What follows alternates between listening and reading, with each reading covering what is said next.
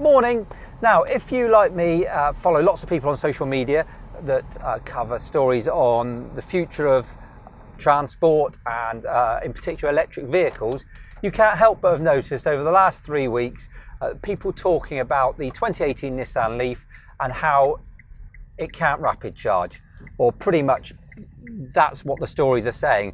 And in typical social media form, it's gone absolutely mad with people saying, I'll never buy a Nissan, I'm gonna give my new Leaf back, I'm gonna cancel my order, it's all terrible, and the car's not worth even looking at anymore.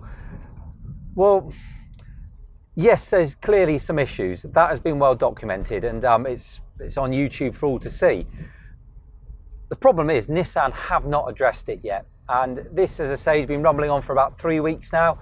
I've initially tried to avoid talking about it simply because I thought it was a bit of a storm in a teacup, if I'm honest. I thought that either it would have blown over as a bit of nonsense about nothing, or Nissan would have come and nipped it in the bud and there'd be no more issues. But they haven't, and it's not a storm in a teacup. There clearly are some issues there. So what I thought I'd do, rather than skirting around the issue anymore, was have a look at it and let's try and work out what's going on.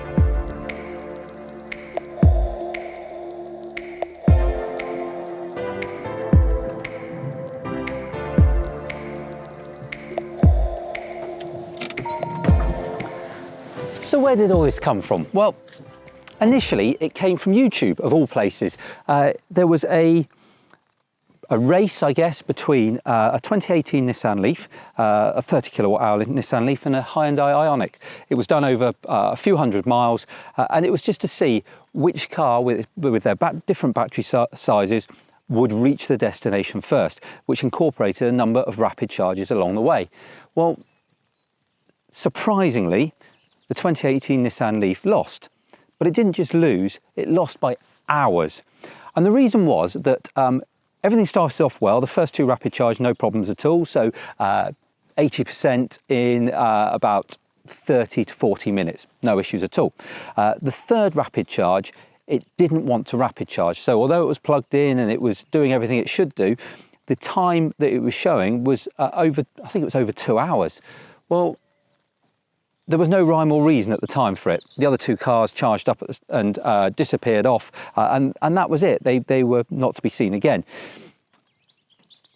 There's lots of speculation. And as a result, the likes of Twitter and other social media, the comments on it have been going mad. People have been saying all over there, I've ordered a 2018 Nissan Leaf, I'm going to cancel my order now. Nissan need to account for this.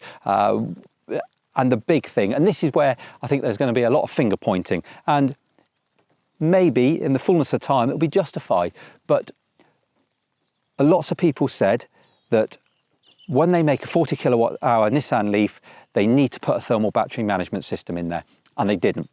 Now, a thermal battery management system basically keeps the battery cool when it gets hot and warms it up when it's cold, keeps it within its optimum working levels. Now, if a battery gets too hot, it cannot take on a charge, and couple that with the software in the car, which it has got, it will reduce the charge rate to protect its battery. And this might be also as a result of previous Nissan Leafs, where customers have reported issues with the life of their battery and saying that it doesn't last as long as it should do.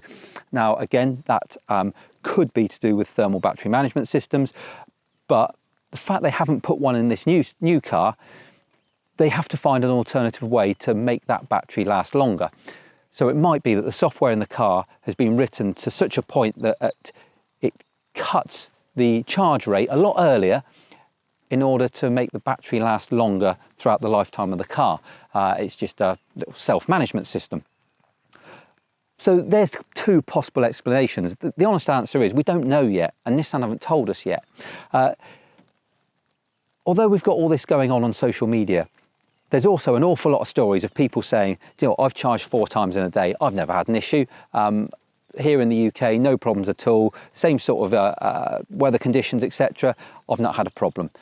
So A third possible explanation could be a faulty batch of batteries. It could literally just be that a number of batteries at some point aren't up to scratch. So we've got to leave ourselves open to all these different possibilities, and we've got to give Nissan an opportunity to investigate it and tell us what the matter is. But however you look at it, this isn't a good start for Nissan with the new 2018 Nissan Leaf.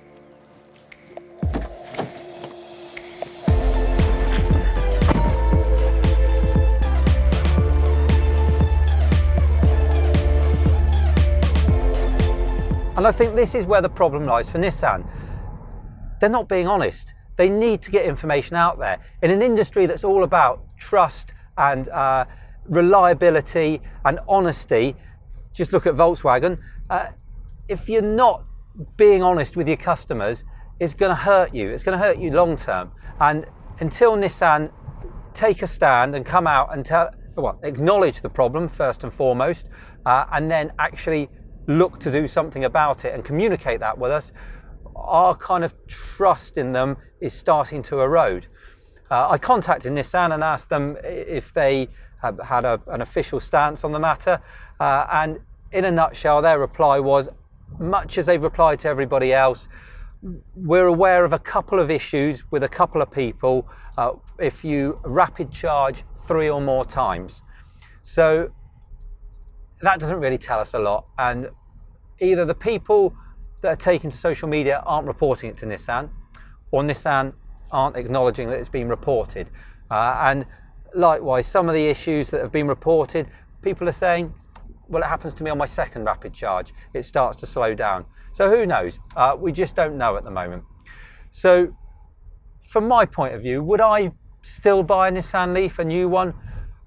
Well, for my driving, the type of driving that I do, I don't see this causing me a problem 99% of the time.